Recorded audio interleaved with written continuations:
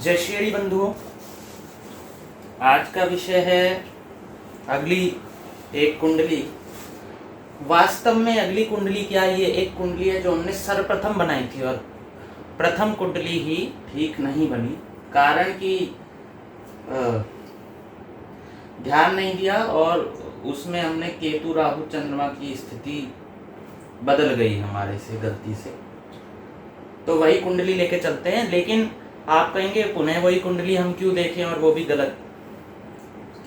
इस कुंडली में आज हम योग भी बताएंगे, तो ये कुंडली बहुत बड़ी होने वाली है। बहुत ध्यान से इसका अध्ययन करें, सुने। आइए दिखाते हैं आपको कुंडली के माध्यम से। 8 मई 1999 का इनका जन्म है, दोपहर 1 बजे का। मैसूर में जन्म हुआ है इनका, कर्नाटका में। सूर्य लग्न की अर्थात सिंह लग्न की इनकी कुंडली है, सूर्य के लग्न की। लग्न का स्वामी जाकर के सूर्य बैठ गया है 9वें स्थान में, धर्म के स्थान में, और वो भी कहां पर? मंगल की राशि पर, मित्र की राशि पर। सूर्य मित्र की राशि पर बैठने का तात्पर्य क्या है? और मित्र की ही राशि नहीं, सूर्य उच्च की राशि पर विराजमान है, उच्च राशि पर। इसी का और ऊपर से धर्म के क्षेत्र में, लेकिन वहां पर शनि भी विराजमान है और बुध भी विराजमान है, तो बुधादित्य योग भी बना है इनके। दूसरा, धर्म के स्थान में अच्छी बुद्धिमत्ता से काम लेंगे, राजसिक अच्छी बुद्धि रहेगी, लेकिन शनि आ जाने से कभी कभार इन्हें कुछ समस्या का सामना करना पड़ सकता है, लेकिन उसे ये समस्या रूप में स्वीकारेंगे नहीं। उसे ये कुछ सीखने को मिला, इस प्रकार से उसे लेंगे।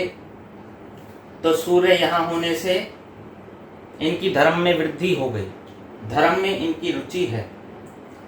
साथ ही साथ इनके पिता की रुचि, क्योंकि सूर्य इनके पिता के स्थान में है, तो पिता की रुचि भी इनकी धर्म के प्रति लगेगी। लेकिन पिता और इनका संबंध बहुत प्रगाढ़ होगा, क्यों? जैसा कि इनके लग्न का स्वामी पिता के राशि में जाके विराजमान हो गया है। अगला दिखाते हैं आपको धर्म स्थान, वो संपत्ति का स्थान, दूसरे भाव का स्वामी बुध जाकर के धर्म के स्थान में सूर्य के साथ विराजमान हो गया। तो संपत्ति तो इन्हें पारिवारिक संपत्ति तो मिलेगी, और वैसे भी मिलनी थी। एकमात्र इकलौती संतान है अपने पिता की, तो वो संपत्ति इन्हें प्राप्त होगी। पारिवारिक संपत्ति के विषय में कोई बाधा नहीं होगी।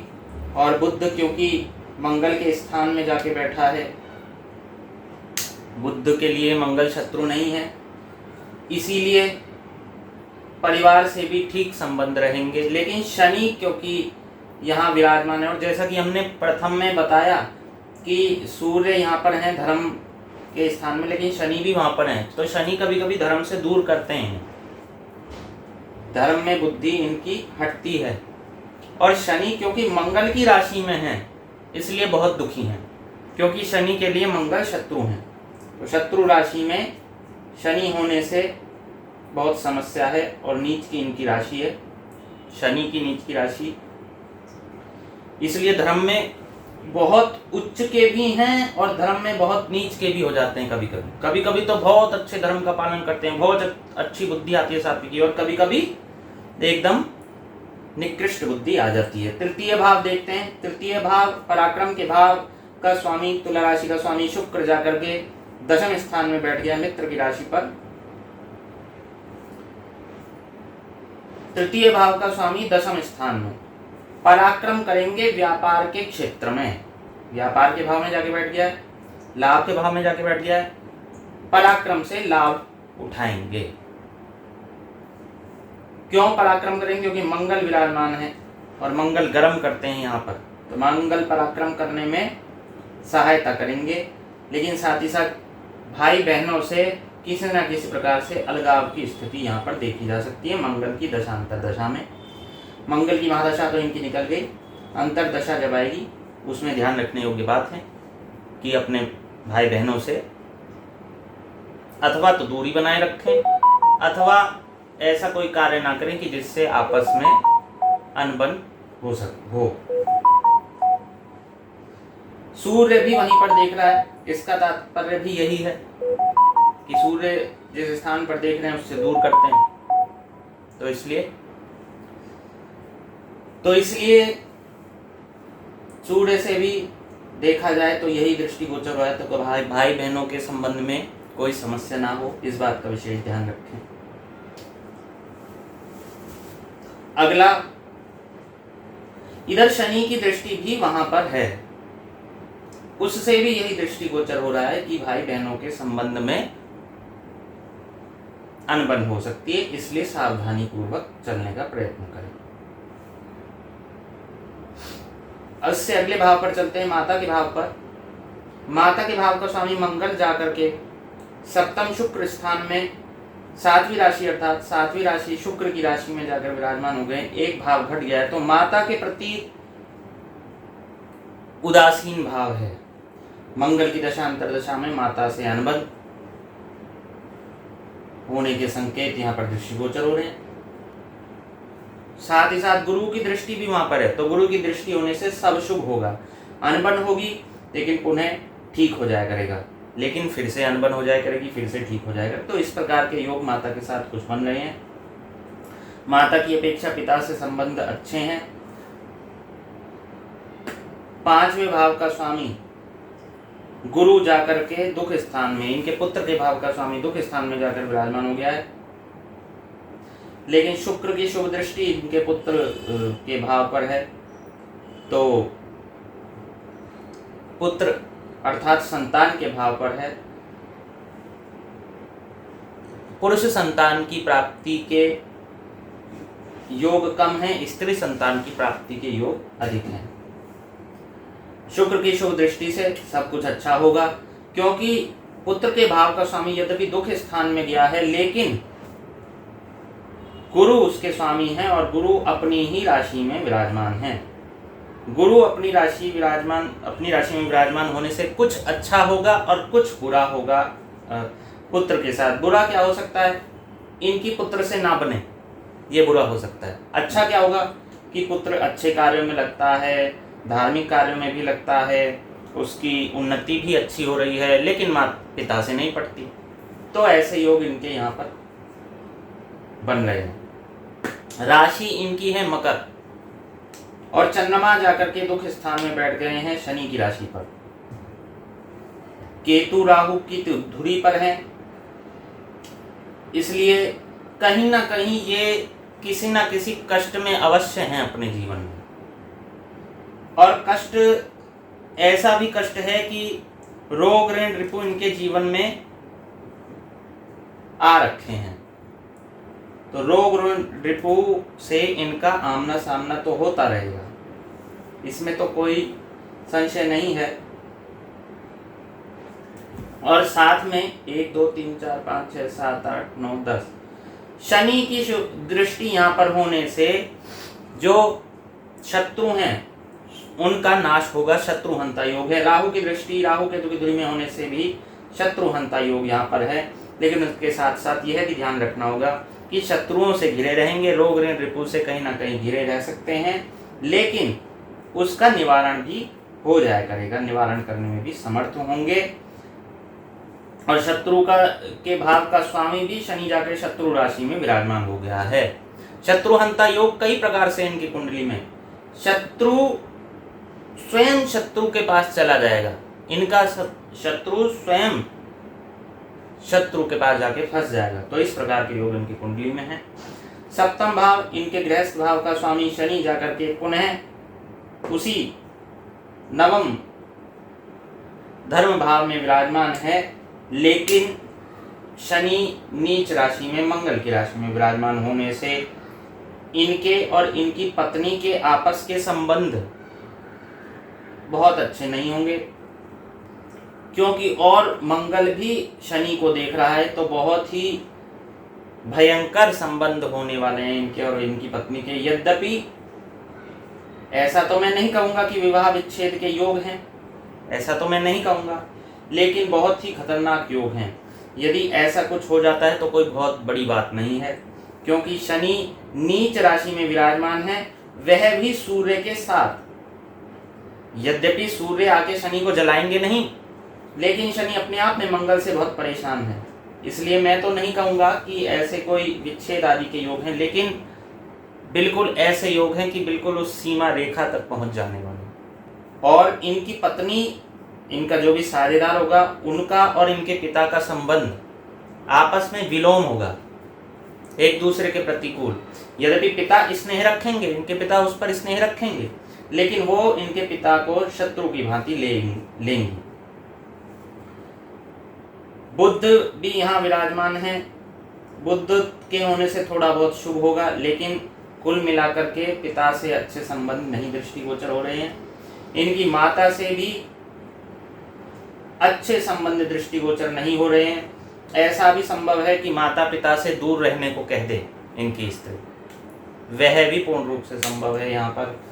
ठीक है, अगले भाव का स्वामी, अगला भाव है अष्टम भाव, प्रतियोगिता का भाव।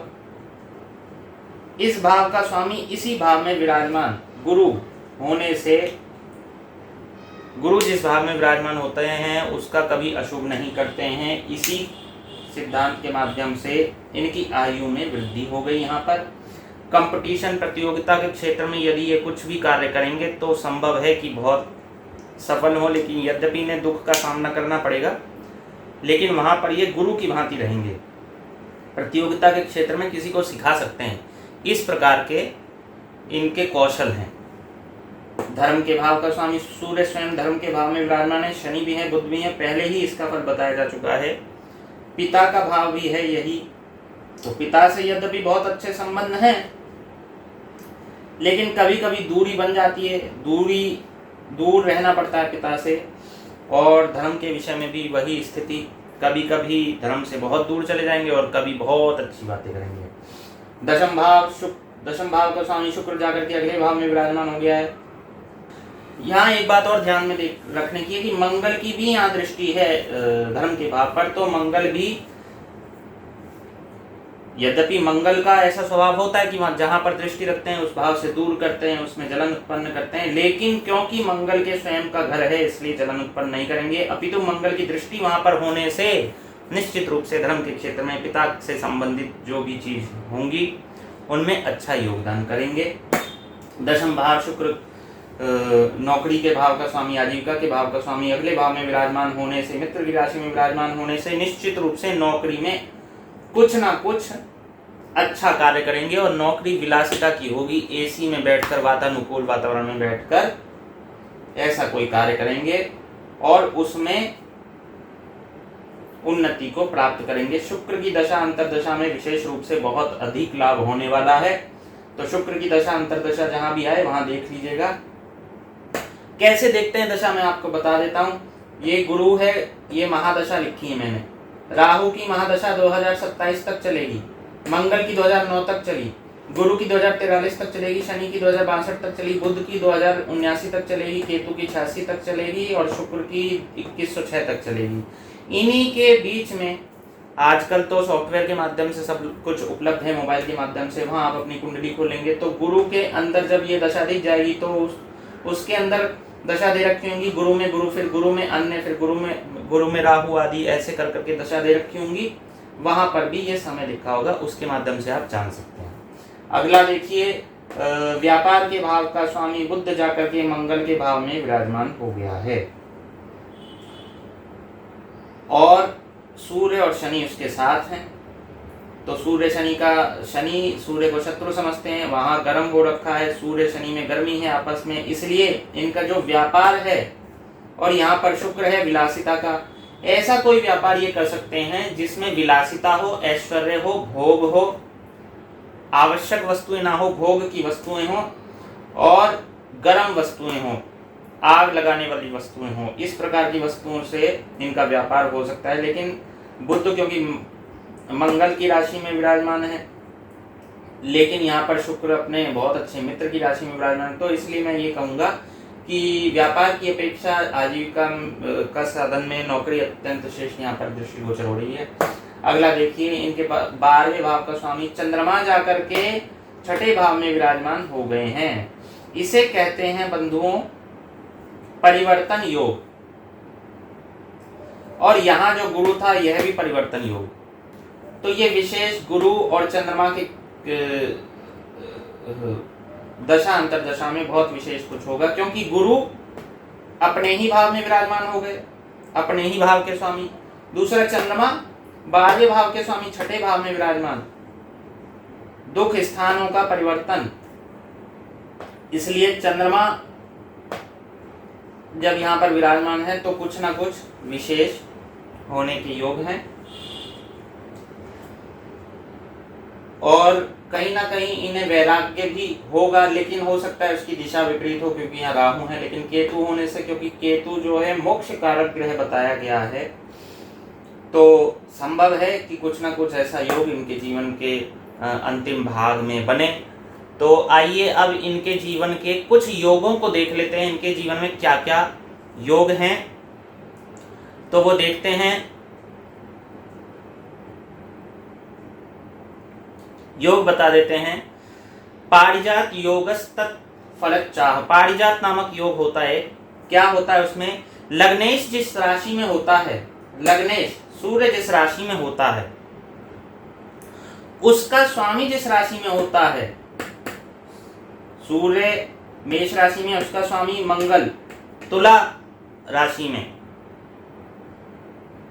या उसके नवांश का स्वामी यदि केंद्र त्रिकोण या लाभ स्थान में अथवा अपनी उच्च राशि में हो तो पारिजात योग होता है। तो लग्नेश जिस राशि में हो सूर्य, उसका स्वामी जिस राशि में हो तुला में, व उनके नवांश का स्वामी केंद्र त्रिकोण या लाभ स्थान में हो अथवा अपनी उच्च राशि में हो तो पारिजात योग होता है। तो यहाँ पर उच्च राशि में तो है नहीं, तो पारिजात योग नहीं है, इसलिए यहाँ पर तो ये योग इनका नहीं बन रहा है। हमने ये गलत देख लिया, लेकिन आप अपनी कुंडलियों में देख सकते हैं। तो पारिजात योग क्या होता है कि लग्नेश जिस राशि में विराजमान होते हैं, जैसे सूर्य यहाँ मेष राशि में है, उसके स्वामी, लग्नेश के स्वामी कौन? मंगल, या उसके नवांश के स्वामी यदि केंद्र में हो, 1 2 3 4 त्रिकोण में हो, ये अथवा लाभ स्थान में हो, यहां पर हो, अथवा अपनी उच्च राशि में हो तो पारिजात योग होता है। और इस योग में उत्पन्न पुरुष मध्य और अंतिम अवस्था में सुखी, राजा से वंदनीय, युद्ध प्रिय, हाथी घोड़े से युक्त, अपने धर्म में रत और दयालु होता है। अगला दिखाते हैं। चंद्रमा से शुभ ग्रह 6 7 8 भाव में हो तो अधियोग होता है। तो चंद्रमा से शुभ ग्रह 6 7 8 भाव में तो नहीं है। अगला योग है चंद्रमा से 3 6 11 भाव में शुभ ग्रह हो तो यह भी एक योग है। चंद्रमा से 3 6 11 भाव में शुभ ग्रह, 1 2 3 चंद्रमा से तीसरे भाव में शुभ ग्रह है। 1 2 3 4 5 6 चंद्रमा से छठे भाव में भी शुभ ग्रह है। 1 2 3 4 5 6 7 8 9 10 11 चंद्रमा से 11 भाव में कोई शुभ ग्रह नहीं है। तो यहाँ कहा गया है कि चंद्रमा से 3 6 11 भाव में शुभ ग्रह हो तो जातक धर्मशील और महाधनी होता है। 2 शुभ ग्रह हो तो समधनी और 1 शुभ ग्रह हो तो अल्पधनी होता है। तो यहां पर 2 शुभ ग्रह हैं, इसलिए समान रूप से धनी होंगे। अपर मिडिल क्लास या लोअर हाई क्लास, इस प्रकार के ये धनी होंगे। और बताया गया है कि चंद्रमा से 3 6 11 भाव में शुभ ग्रह हो तो जातक धर्मशील अर्थात महाधनी होता है। यह एक योग है। अगला योग क्या है इनकी कुंडली में? चंद्रमा से 2 और 12 भाव में कोई ग्रह ना हो तो केमद्रुम योग होता है। चंद्रमा से दूसरे भाव में कोई ग्रह नहीं है, चंद्रमा से 12वें भाव में कोई ग्रह नहीं है, यहाँ पर केमद्रुम योग बन रहा है। तो केमद्रुम योग का क्या फल होता है? केमद्रुम योग में उत्पन्न जातक धन, पुत्र, स्त्री और बंधु से हीन होता है, दास और परदेशी होता है, राजा का ही लड़का होने पर भी नित्य मलिन कुवेशधारी होता है। तो यहाँ पर तो इनका योग कुछ अच्छा नहीं है। चंद्रमा का जो ये योग है ये इनके लिए शुभदायक नहीं है, अशुभ योग है यह। लेकिन पूर्ण रूप से वो अप्लाई इसमें नहीं कर सकते हम। तो राजा का ही लड़का होने पर भी नित्य मलिन कुवेशधारी होता है और धन, पुत्र, स्त्री, बंधु से हीन होता है। तो ये योग इनकी कुंडली में विराजमान है, कुंडली में है। इसीलिए इनके जो और महाधनी और वो सब योग हैं, और विशेष रूप से स्त्री का जो योग है वो तो कुछ और कम हो जाएगा। तो ये ध्यान में देने की बात है। अगला दिखाते हैं।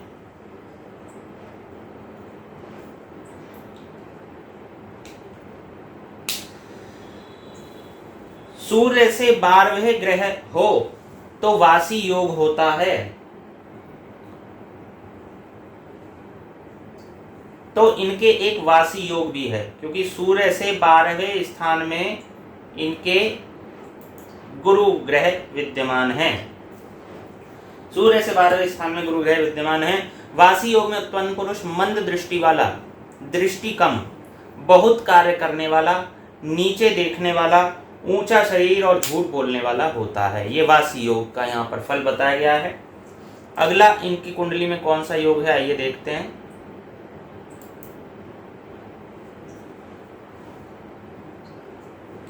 त्रिकोण लक्ष्मी का स्थान है। त्रिकोण में भी विशेष रूप से लग्न को न लेके इन दोनों को ही यहाँ लिया गया, बताया गया है पाराशर संहिता के टीकाकार ने।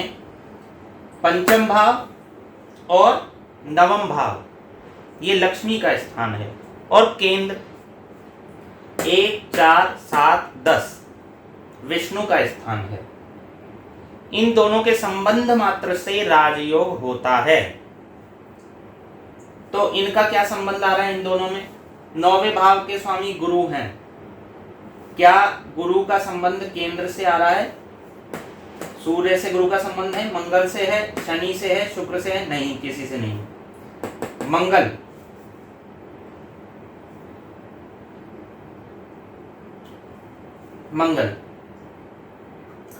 त्रिकोण भाव में मंगल भी है। क्या मंगल से संबंध सूर्य का बन रहा है? 1, 2, 3, 4, 5, 6, 7 बिल्कुल दृष्टि योग है। ठीक। क्या शनि से बन रहा है? बिल्कुल बन रहा है, दृष्टि योग है। 1, 2, 3, 4, 5, 6, 7। क्या सूर्य से बन गया, शनि से बन गया? क्या मंगल से मंगल का योग बन रहा है? बिल्कुल मंगल से मंगल का योग, क्योंकि त्रिकोण का स्वामी भी मंगल और केंद्र का स्वामी भी मंगल। शुक्र से संबंध नहीं बन रहा है। तो यहाँ पर सूर्य का भी संबंध बन रहा है मंगल से और मंगल का भी मंगल से संबंध बन रहा है और शनि का भी मंगल से। 3 संबंध बन रहे हैं। यह विशेष ध्यान में रखने की बात है कि 3 प्रकार से इन्हें ये योग प्राप्त होगा, योग का लाभ होगा। केंद्रेश और पंचमेश इन तीनों की दशा अंतर्दशा में कुछ ना कुछ लाभ इन्हें होगा। अब देखिए इनके कितने सारे योग बन गए। शुक्र की दशा अंतर्दशा में नौकरी के अच्छे योग, सूर्य की दशा अंतर्दशा में, मंगल की दशा अंतर्दशा में, शनि की दशा अंतर्दशा में भी अच्छे योग हैं। केंद्रेश और पंचमेश के योग से अमात्य नाम का योग होता है। पंचम का स्वामी मंगल, केंद्र का स्वामी सूर्य, शनि, इनके योग से अमात्य नामक योग होता है। यदि योग कारक पारिजात आदि वर्ग में हो तो प्रबल राजयोग होता है। तो ये अमात्य नामक योग होता है और प्रबल राजयोग है। ये राजा की भांति रहेंगे। अमात्य का अर्थ होता है महामंत्री, राजा का जो मंत्री होता है। तो इस प्रकार के इनके योग हैं, मंत्री की भांति रहने वाले। अगला देखते हैं, धनेश आदि के संबंध से योग नहीं होता है। पंचमेश सप्तमेश से योग होता हो तो अमात्य योग होता है। पंचमेश का सप्तमेश से संबंध नहीं है तो नहीं है योग। इसी में कर्मेश योग करता हो तो राजा या मंत्री होता है। कर्मेश शुक्र यदि योग करता हो तो राजा या मंत्री होता है। केंद्रेश और नवमेश का योग हो तो राजा से वंदित होता है। केंद्रेश और नवमेश का योग तो है ही, तो ये राजा से वंदित होंगे। इस प्रकार के इनके योग हैं। धर्मेश कर्मेश व्यत्यय से, अर्थात धर्मेश कर्म में और कर्मेश धर्म भाव में अथवा एकत्र युक्त हो तो सभी सुखों से युक्त होता है, जो इनके कुंडली में नहीं है। तो ये इनके योग हैं। अमात्य योग भी इनके था। कुछ दुख वाले योग भी इनके थे। तो दुख वाले योगों से भयभीत नहीं होना चाहिए और सुख वाले योगों से अति प्रसन्न नहीं होना चाहिए। उदासीन भाव रखना चाहिए दोनों के प्रति और जीवन को अच्छे से जीना चाहिए। यह भी ध्यान रखना चाहिए, जहाँ की जीवन है तो सुख भी होता है, दुख भी होता है। अमात्य राजा के मंत्री का योग इनके जीवन में है। धन योग भी इनके जीवन में है। लक्ष्मी और नारायण का संबंध हो रहा है, इसलिए धन योग भी इनके जीवन में है। और वो भी 3 दशा अंतर दशाओं में, सूर्य की में, शनि की में, मंगल की में। गुरु भी इनका अच्छे स्थान पर विराजमान है। शुक्र भी इनका अच्छे स्थान पर विराजमान है। बस चंद्रमा के कारण इनके मन की दशा अच्छी नहीं है। उसके लिए ये उपाय कर सकते हैं। चंद्रमा के लिए उपाय होता है कि रात्रि में 11:49 पर चंद्रमा को जल अर्पित करें अथवा गले में चांदी का चंद्रमा धारण करें। तो ये योग करने से कल्याण होएगा और अपना जीवन मंगल में जीने का अवसर मिलेगा। धन्यवाद। जय श्री हरि।